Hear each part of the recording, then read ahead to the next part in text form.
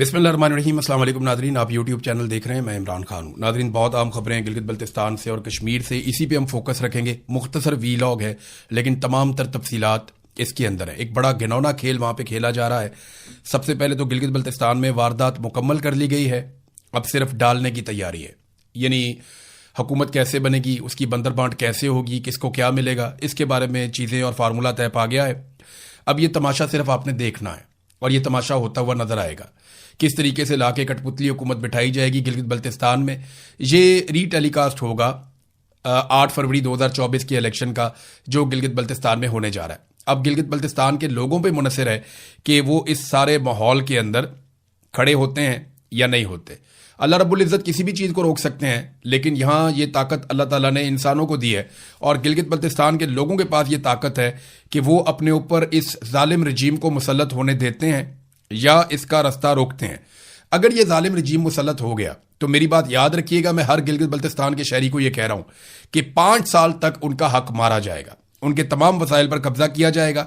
कठपुतली हुकूमत जो बनाई जाएगी वो हर चीज़ लिख कर दे देगी और अवाम सिर्फ धरने देते रह जाएंगे, आपके पल्ले कुछ नहीं बचेगा। मैं फिर बता रहा हूं, गिलगित बल्तिस्तान के लोग ही अब एक वाहिद उम्मीद रह गए हैं कि वो लोग अपने हक के लिए खड़े हों और इस रजीम की तब्दीली को नाकाम बनाएं, क्योंकि वहां पे अब रजीम तब्दील किया जा रहा है। एक तरह से ये इलेक्शन नहीं है, मजाक हो रहा है।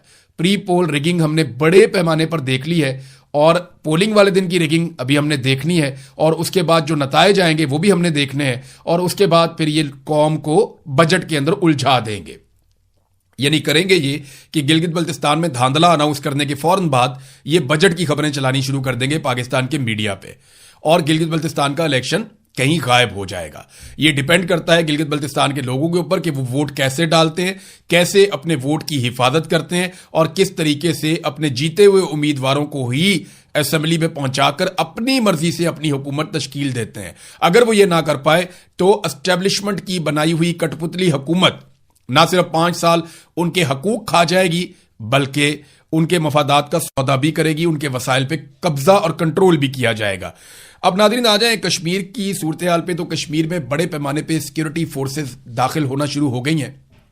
उनकी वीडियोस आ रही हैं और वीडियोस के ऊपर जो लोग तबसरा कर रहे हैं वो तो मैं यहां बयान भी नहीं कर सकता। तो कश्मीरियों के अंदर एक नफरत की आग लगाई जा रही है। आपको याद होगा ये जो कश्मीर से रिलेटेड अकाउंट्स हैं वो स्टेटमेंट निकाल कर चला भी रहे हैं और उसको बता भी रहे हैं कि मोहसिन नकवी ने डी चौक में 2024 में जब नवंबर में एहतजाज हो रहा था तो मोहसिन नकवी ने बतौर वजीर दाखिला डी चौक में खड़े होकर यह कहा था कि कश्मीरी जो हैं वो पाकिस्तान के आईनी शहरी नहीं है, अगर वो एहतजाज में आए तो ये रियासत पाकिस्तान पर हमला तस्वुर होगा और दहशतगर्दी की FIR काटी जाएंगी। अब पाकिस्तानी फोर्सेस जो है वो उस वक्त आज़ाद कश्मीर में दाखिल की जा रही हैं जिस वक्त आज़ाद कश्मीर के शहरी अपने बुनियादी हुकूक के लिए, अपने आईनी और कानूनी और जमहूरी हुकूक के लिए, अपने सियासी हुकूक के लिए आवाज़ उठा रहे हैं और पुरअमन एहतजाज करने जा रहे हैं। तो बड़े पैमाने पर फोर्सेस को वहां पे दाखिल किया जा रहा है। एक चीज़ नादरीन आपको याद रखनी पड़ेगी, मैंने आपको पिछले वीलॉग में भी बताया था। मैं ये बताता हूं कि एहतजाज कामयाब होगा या नाकाम होगा और उसको रोकने के लिए कितनी कोशिशें की जा रही हैं, ये सारी चीज़ें आपके सामने रखता हूं। लेकिन मैंने आपको बताया था कि सुप्रीम कोर्ट में ले गए हैं, जो कश्मीर की सुप्रीम कोर्ट है वहां पे इस मामले को ले जाया गया ताकि मामले को दबाया जा सके या डिले में डाला जा सके, जो एहतजाज की सूरत हाल आज़ाद कश्मीर के हवाले से है। अब उसमें जो सबसे मेन मुतालबा है वो 12 मुहाजिर नशिस्तों का है। मैंने आपको पहले भी बताया था जब पिछली मरतबा यह एहतजाज हो रहा था कि हुकूमत शायद सारा कुछ मान जाए, लेकिन ये 12 मुहाजिर नशिस्तों के मामले पे एस्टेब्लिशमेंट नहीं मानेगी, क्योंकि इन्हीं 12 बंदों के जरिए से वो पूरे आज़ाद कश्मीर को हमेशा से कंट्रोल करते आए हैं। आज़ाद कश्मीर में कठपुतली हुकूमतें बनाने के लिए जो सबसे बड़ी चाबी एस्टेब्लिशमेंट के हाथ में है वो ये 12 मुहाजिर नशिस्तें हैं। इनके जरिए से वो अपने बंदे लाकर बैठाते हैं और हुकूमत बनाते हैं, हुकूमत गिराते हैं, हुकूमत को कंट्रोल करते हैं, वजारतों को कंट्रोल करते हैं। तो इसमें जो एक मौक़िफ़ है अवामी एक्शन कमेटी का, जरा वो भी आप देख लेंगे वो इसके बारे में क्या कहते हैं कि ये नुमाइंदगी है कश्मीर की या सियासी इंजीनियरिंग है। आज़ाद जम्मू कश्मीर के अवाम को यह सवाल जरूर पूछना चाहिए कि आखिर 12 मुहाजिर नशिस्तों का मकसद क्या है। अगर ये नशिस्तें वाकई मुहाजिरीन की नुमाइंदगी के लिए हैं तो फिर इनका किरदार रियासत के अवामी मैंडेट को तब्दील करने, حکومتیں بنانے اور گرانے اور سیاسی سودے بازی کا مرکز کیوں بن جاتا ہے؟ حقیقت یہ ہے کہ یہ نشستیں آزاد کشمیر کے اندر بسنے والے عوام کے حق کے حکمرانی پر ایک مستقل سوالیہ نشان ہے۔ وہ لوگ جو ریاست کی جغرافیائی حدود سے باہر رہتے ہیں، جن پر آزاد کشمیر کے قوانین نافذ نہیں ہوتے، جو روزمرہ ریاستی مسائل کا سامنا نہیں کرتے، انہیں ریاست کے سیاسی مستقبل کا فیصلہ کن اختیار دینا جمہوری اصولوں سے مطابقت نہیں رکھتا۔ ان نشستوں کے ذریعے نہ صرف انتخابی عمل کو متاثر کیا جاتا ہے بلکہ عوامی مینڈیٹ کو بھی کمزور کیا جاتا ہے۔ یہی وجہ ہے کہ ہر انتخاب کے بعد یہ نشستیں عوامی نمائندگی کے بجائے اقتدار کی سیاست کا ہتھیار بنتی نظر آتی ہیں۔ 12 مہاجرین نشستوں کا خاتمہ، اس کا مطالبہ کسی فرد واحد، جماعت یا مہاجر برادری کے خلاف نہیں ہے بلکہ ایک غیر فطری اور غیر جمہوری سیاسی بندوبست کے خلاف ہے۔ جو ایک سیاسی بندوبست کیا ہے اسٹیبلشمنٹ نے وہاں پہ، یہ اس کے خلاف وہ یہ کہہ رہے ہیں کہ یہ ہم مطالبہ کر رہے ہیں۔ ریاستی شناخت اپنی جگہ برقرار رہے گی مگر عوامی مینڈیٹ پر مسلط ایک اضافی سیاسی ڈھانچے کا خاتمہ ہوگا۔ اچھا، وہ بیچ میں تجویز بھی آئی تھی کہ ٹھیک ہے، اگر آپ چاہتے ہیں کہ ایک ٹوکن نمائندگی رہے مہاجرین کی تو وہ آپ رکھیں، لیکن آپ انہیں نہ وزارتیں دیں گے، نہ حکومت بنانے میں، نہ حکومت گرانے میں ان کا ووٹ کنسیڈر کیا جائے گا۔ یہ ایک زیادتی ہے جو لگاتار ہوتی چلی جا رہی ہے۔ اب سپریم کورٹ میں جو 5 سوالات اٹھائے، وہاں پہ دیکھیں نا، سپریم کورٹ کے اندر سوالات گئے ہیں نا، 5 سوالات حکومت کی جانب سے سپریم کورٹ سے اٹھائے گئے ہیں جو آزاد کشمیر کی سپریم کورٹ ہے، اور یہ مہاجر نشستوں کے حوالے سے ہیں۔ آپ سوالات سنیں گے آپ کو آئیڈیا ہو جائے گا کہ یہ کرنے کیا جا رہے ہیں اور ان کی نیت کیا ہے۔ نمبر 1، کیا ان 12 مہاجرین کی نشستوں کو جو ایکٹ 74 آرٹیکل 22 کا حصہ ہے، کیا انہیں بغیر آئینی ترمیم کے کسی اور طریقے سے آرڈیننس کے ذریعے یا قانون سازی کے ذریعے یا کسی اور طریقے سے ختم کیا جا سکتا ہے؟ یہ سوال پوچھا گیا۔ دیکھیں، آئینی ترمیم تو مسئلہ ہی کوئی نہیں ہے، ساری جماعتیں اس وقت ایک بریگیڈیئر کے کنٹرول میں ہیں، وہاں سے آرڈر آ جائے گا اور فوری طور پہ آئینی ترمیم ہو جائے گی۔ یہاں پاکستان میں ہم نے آئینی ترمیم ہوتی ہوئی نہیں دیکھی، تو یہ تو 10 منٹ کا کام ہے، اگر نشستیں ختم ہونی ہو 10 منٹ کے اندر ہو جائیں گی۔ پہلا سوال۔ دوسرا، موجودہ اسمبلی جو تقریباً اپنی آئینی مدت پوری کر چکی ہے اور ایک ایسے لمحے جب انتخابات ہونے والے ہیں، کیا وہ آئین کے اندر اتنی بڑی تبدیلی کرنے کے مجاز ہیں؟ یہ سوال پوچھا کہ آئینی مدت ہی پوری کر دی ہے ہماری اسمبلی میں۔ انہوں نے یہ سوال پوچھا سپریم کورٹ سے کہ ہماری اسمبلی تو تقریباً پوری ہو گئی ہے، تو کیا ہم ایک اور آئینی ترمیم کر سکتے ہیں؟ جناب، آپ اپنی مدت کے آخری دن بھی، جب تک آپ کی حکومت بیٹھی ہے، جب تک آپ کی کیبنٹ بیٹھی ہے، آپ پورے ملک کے فیصلے کر رہے ہیں، ایک آئینی ترمیم آپ نہیں کر سکتے۔ تو جب تک آپ کی حکومت بیٹھی ہے آپ آئینی ترمیم آخری دن تک کر سکتے ہیں، کرنا چاہیں تو۔ ایک اور بڑا دلچسپ سوال انہوں نے پوچھا سپریم کورٹ سے کہ طاقت، دھمکی یا احتجاج کے ذریعے حکومت کو ایسی تبدیلی کرنے پر مجبور کرنا، کیا وہ آئین کے مطابق ہے یا آئین کو کمزور کرنے کے مترادف ہے؟ یعنی طاقت کے ذریعے کیا مطلب ہے؟ عوام کی ایک خواہش ہے، عوام احتجاج کے ذریعے آپ کو بتا رہی ہے بھئی عوام کی تو طاقت ہوتی ہے، اقتدار تو عوام کا ہے، وہ تو آپ کو امانتاً ملا ہے، تو عوام جو فیصلہ کریں گے آپ کو وہ کرنا پڑے گا۔ اچھا، چوتھا انہوں نے سوال کیا سپریم کورٹ سے۔ اچھا، یہ سوالات اس لیے کیے ہیں تاکہ سپریم کورٹ سب کو بلائے۔ سپریم کورٹ نے ویسے بلا لیا ہے اور پارٹی بنا دیا ہے سب کو، اور سب کو کال کر دیا کہ آ جائیں، بیٹھ کے بات کرتے ہیں۔ اب سپریم کورٹ یہ کہے گی جناب کہ ہمیں بہت لمبا ٹائم چاہیے اس کو ڈسکس کرنے کے لیے، آپ اپنا احتجاج مؤخر کر لیں۔ تو کیا عوامی ایکشن کمیٹی 9 جون کا اپنا احتجاج مؤخر کر سکتی ہے؟ دیکھیں، اگر وہ یہ احتجاج مؤخر کرتی ہے تو اس کی ایک مثال ہوتی ہے کہ وہ دھواں مار جائیں گے، پھر یعنی پھر لوگ ان پہ اعتبار نہیں کریں گے، بڑا کام خراب ہونا شروع ہو جائے گا۔ عوامی ایکشن کمیٹی میں یہ سوچ ہے کہ اگر وہ پیچھے ہٹتے ہیں اپنے مطالبات سے تو عوام کے اندر ایک بے چینی پیدا ہوگی اور ایک مایوسی پیدا ہوگی، اور وہ نہیں چاہتے کہ وہ مایوسی پیدا ہو۔ لہذا یہ بھی ہو سکتا ہے کہ وہ کہیں ہم اپنا احتجاج کرتے رہیں گے، ہم بیٹھ جاتے ہیں آگے پرامن طریقے سے اور سپریم کورٹ آف پاکستان اس کے اوپر سن لے۔ اور اگر آپ نے ایمرجنسی میں سنا ہے تو 24 گھنٹے 48 گھنٹے لگاتار سنیے، سننے کے بعد فیصلہ کیجئے اس کے اوپر، پھر ہم اپنا فیصلہ کریں گے۔ اچھا، ایک اور جو سوال پوچھا گیا سپریم کورٹ سے وہ یہ کہ ایسا احتجاج یا تحریک جو آئینی عمل کو متاثر کرے یا انتخابی عمل کو متاثر کرے، ایسے احتجاج کی صحت کے حوالے سے واضح کیا جائے جس سے جمہوریت ڈی ریل ہو سکتی ہے۔ اس کے بارے میں رائے، ڈی ریل ہو سکتی ہے جمہوریت۔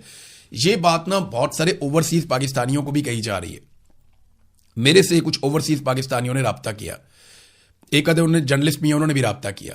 ان لوگوں نے کہا جی وہاں پہ کشمیر میں ایمرجنسی لگا دی جائے گی اور ہم سب کو آواز اٹھانی چاہیے کہ 9 جون کا احتجاج مؤخر کر دیا جائے، کیونکہ اس بات کا بڑا خطرہ ہے کہ جناب کشمیر کے اندر ایمرجنسی لگا دی جائے گی. میں نے ایک سادہ سوال کیا، میں نے کہا آج کشمیر میں کس کی حکومت ہے؟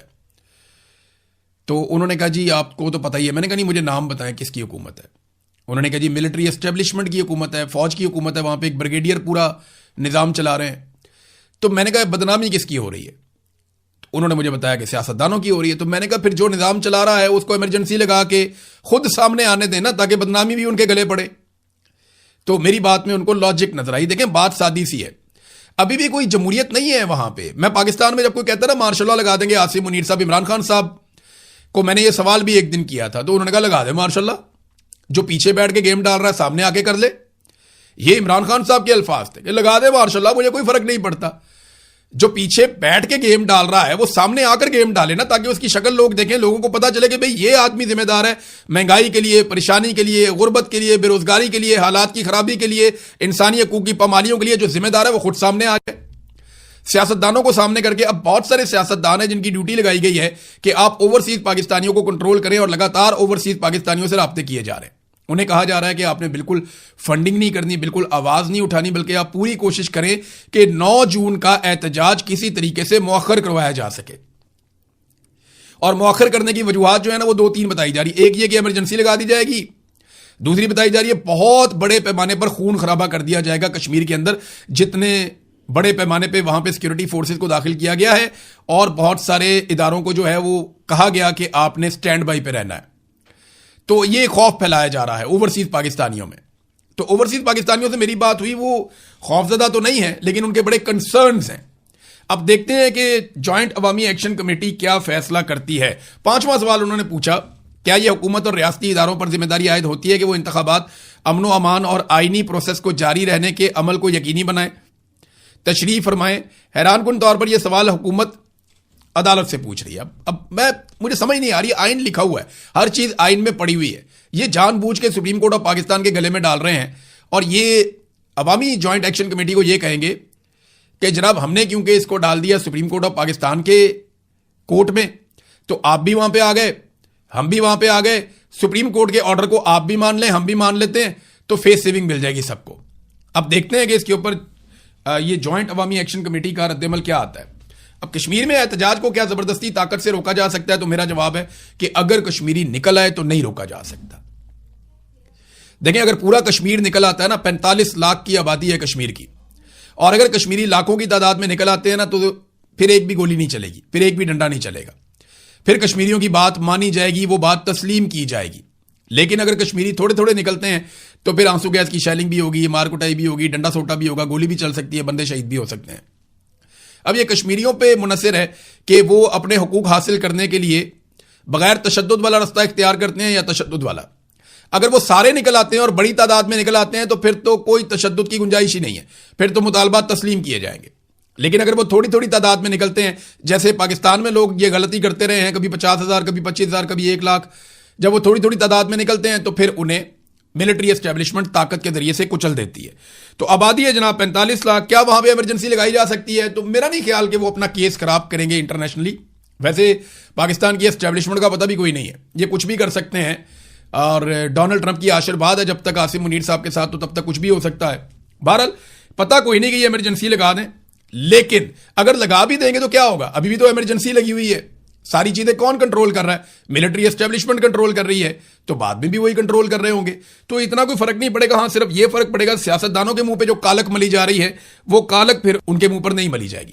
اچھا کشمیر کا اگر آپ رقبہ دیکھیں نا، یا حدود اربا دیکھیں، یا اس کی ٹرین آپ تھوڑا سا غور کریں، تو وہاں پہ ممکن نہیں ہے کہ سارے علاقوں کو آپ کنٹرول کر سکیں. آپ مظفر آباد کو کھلا رکھ سکتے ہیں، 10-20 ہزار بندہ بھجوا کے مسلح، کچھ اور علاقوں کو آپ کنٹرول کر سکتے ہیں، لیکن پورے کشمیر کو آپ کبھی بھی کنٹرول نہیں کر سکتے. اور یہ تحریک کی یہ خوبی ہے کہ یہ پورے کشمیر میں، یہ ہر گاؤں میں، ہر ضلع میں، ہر علاقے میں، ہر جگہ پہ، ہر ٹاؤن کے اندر یہ تحریک پھیلی ہوئی ہے، نوجوانوں کے دل کی آواز بنی ہوئی ہے. تو یہ بہت مشکل ہو جائے گا. اور بہت بڑے بڑے ٹرانسپورٹرز اس تحریک کے اندر شامل ہیں. پورے کشمیر میں پہیا جام ہڑتال بھی ہو جائے گی، حالات بہت خراب ہو سکتے ہیں. اچھا اس میں کچھ جو ہے وہ SOPs بھی جاری کیے گئے ہیں عوامی ایکشن کمیٹی کی جانب سے. ایک تو یہ کہ ان کو انڈیا کا ایجنٹ قرار دینے کی کوشش کی جا رہی ہے، اس پہ شوکت نواز میر نے ایک ویڈیو بھی بنائی. فیلڈ مارشل عاصم منیر کے نام ایک پیغام، ان کی تعریفیں بھی بہت کی اور بعد میں یہ کہا کہ آپ کا ایک آفیسر ضد پہ اڑا ہوا ہے، ایک ادارے کا آفیسر. اب ہم سارے جانتے ہیں وہ بریگیڈیئر فائق کی بات کر رہے ہیں جن کو یہاں لاہور سے لے جایا گیا تھا کشمیر میں. تو جو انہوں نے لاہور میں کیا ملتے جلتے کام وہ کشمیر میں بھی کر رہا ہے. اب اس کے بارے میں شوکت نواز میر صاحب نے اشارتاً بتایا آرمی چیف کو کہ یار اب یہ بند کروائیں سلسلہ. تو اس کو ایک طرح سے آپ کہتے ہیں حجت تمام کرنا. وہ سب سے رابطہ کر کے سب کو بتا رہے ہیں جناب ہم آپ کے خلاف نہیں، ہم ریاست کے خلاف نہیں، ہمارے اوپر انڈین ایجنٹ ہونے کا، غدار ہونے کا داغ لگایا جا رہا ہے، زبردستی ہمیں غدار ڈکلیئر کیا جا رہا ہے، ہمیں غدار بنانے کی کوشش کی جا رہی ہے. تو عاصم منیر کے نام ایک پیغام بھی جاری کیا شوکت نواز میر نے. باقی لوگوں کے بارے میں بھی کریں گے. مجھے اطلاع ملی ہے کہ شاید یونائٹڈ نیشن کے بارے میں بھی ایک پیغام کشمیری قیادت جاری کر سکتی ہے. اب ناظرین، عوامی ایکشن کمیٹی نے جو احکامات دیے ہیں ذرا میں آپ کے سامنے رکھ دوں احتجاج کے حوالے سے. 9 جون لانگ مارچ کی تیاری کے لیے ضروری سامان کون کون سا لے کر آنا ہے وہ بتا رہے ہیں. موبائل فون اور اس کا چارجر، رومال، مسواک، فرسٹ ایڈ بینڈ یعنی جو پٹی وغیرہ کرنی ہو چوٹ لگ جائے، ضروری ادویات، چھتری، گاڑی کے لیے مناسب پیٹرول ایندھن، گرم جرابیں، شال یا گرم چادر، تڑپال، رسی، جیکٹ یا گرم کپڑے، مفلر، پاور بینک، پینے کا پانی، ہلکی پھلکی خوراک. اور خصوصی ہدایت یہ کی گئی ہے موسم کے حوالے سے اور اپنے ساتھیوں کا بھی آپ خیال رکھیں اور ضروریات کے مطابق اپنا سامان اپنے ساتھ رکھیں، منظم رہیں اور کامیاب لانگ مارچ کے لیے زبردست تیاری ضروری ہے. دوسرا، آزاد کشمیر جوائنٹ عوامی ایکشن کمیٹی نے احتجاج کے لیے ایس او پیز بھی جاری کر دی ہے. ایس او پیز کیا ہیں؟ کمیٹی کے مطابق کسی بھی شخص کو چہرہ ڈھانپنے کی، نقاب پہننے کی یا ماسک استعمال کرنے کی اجازت نہیں ہوگی.